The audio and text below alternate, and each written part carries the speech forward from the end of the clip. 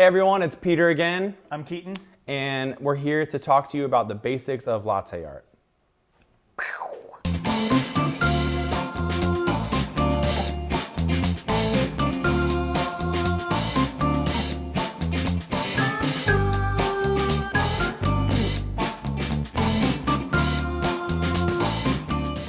Peter, why do you think latte art's important?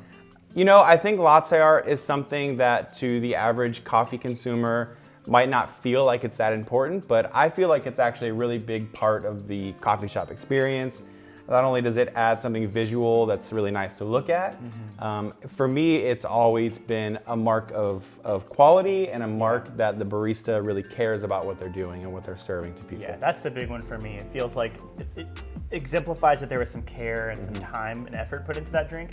But I do think you're right, for better or for worse, it's the expected presentation now.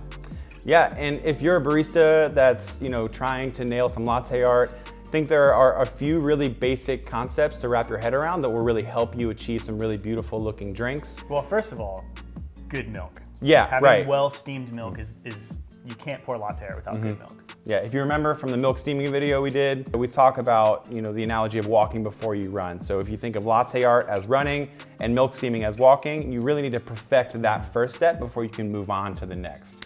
So if your milk is steamed really, really well, the correct temperature, you have really great microfoam, the texture is awesome, latte art will kind of happen naturally on its own without you trying too hard. So making sure your milk is prepared really well is the first step. So if you've done that and you feel really confident in that, the three things that are really important to remember when you're pouring your milk into your espresso are flow rate of the milk out of the pitcher, the proximity of your spout to the surface of your espresso, and the entry point or the starting point in the cup for whatever design or pattern it is that you're trying to pour. Yeah, so to elaborate on this just a little bit, the flow rate is literally the speed that the milk is falling from your pitcher. So the faster milk is coming out of your pitcher, the more energy it's gonna have. It's gonna bury deeper beneath the surface of the espresso.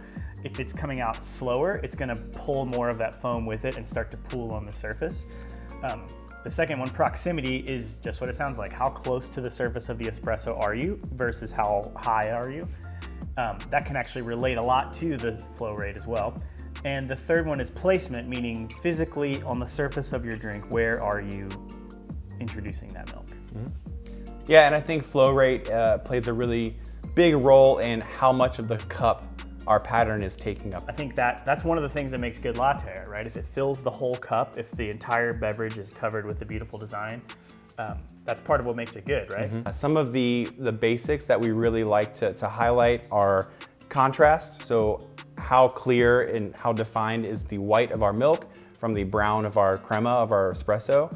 I think that symmetry is a really important one. Is it filling the cup in a way that's balanced? If it's a heart, one side's gonna be, if it's they're gonna be identical. Design. Exactly, yeah. If our milk is being poured with the appropriate flow rate, when we start pouring our pattern, our design, it'll really fill the cup nicely. So instead of a tiny little heart in the middle of the cup that doesn't take up the whole thing, we have this really nice, beautiful heart that fills the whole cup. It's really nice to look at. You can actually, using that flow rate, you can control how large or small your heart is. So if you want to put, say, multiple hearts or multiple layers, you can make them different sizes.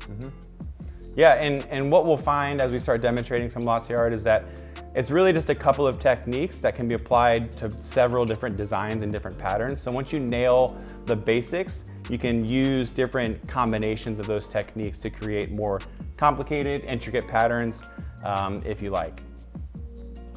I like simple things. Let's pour some latte art. Yeah.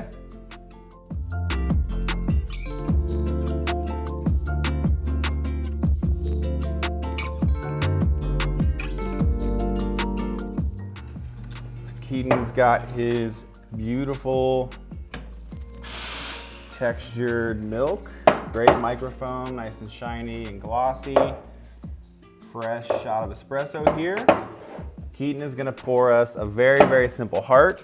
Remember to keep in mind flow rate, proximity, and starting point. So to begin, he's gonna be pouring from about 10 centimeters above the surface to fill. He's gonna come down, keeping a similar flow rate. He's gonna fill the cup, bring it back up, cut through to create a heart.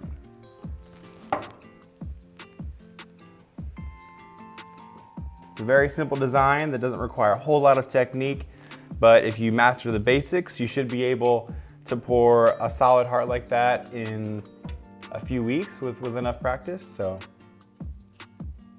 get out there. What do you wait?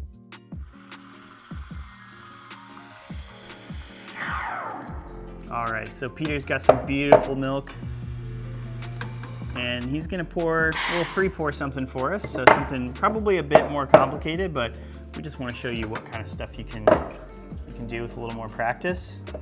So notice where he starts. Notice where he's placing his milk at the beginning and the flow rate that he's gonna use.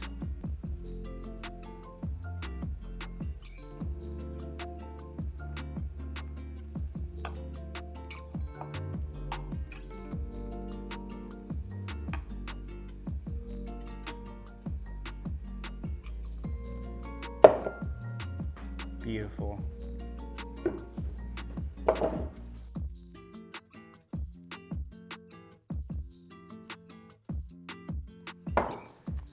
All right, nice even brown canvas, espresso, nice shiny textured milk.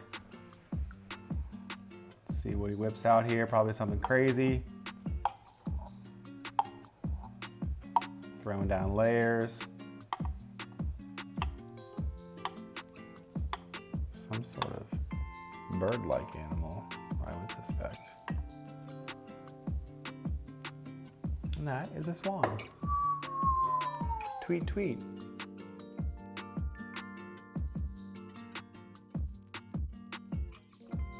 That was great. Now you know how to pour 3 designs, and that's plenty to work with, and it's gonna make any customer really thrilled to see that on their drink. Once you've mastered those 3 variables of proximity, placement, and flow rate, and you consistently are steaming good quality textured milk, really the sky's the limit for how crazy you wanna get with latte art.